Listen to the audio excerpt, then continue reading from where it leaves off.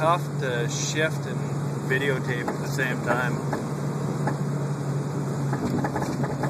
Right now I'm in second gear,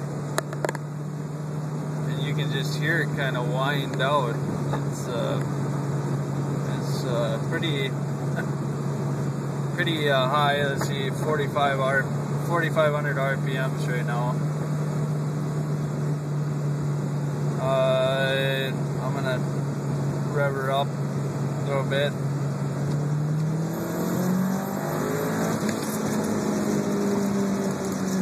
You can hear that she's got a lot of power. So I'm gonna shift up, and that's about it, I think. Now I'm gonna go get my morning cappuccino. Push button start. You can see all that's working. That gauge is not working there. As you can see, it won't go off 13.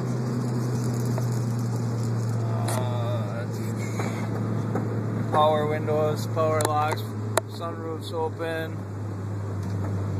All right.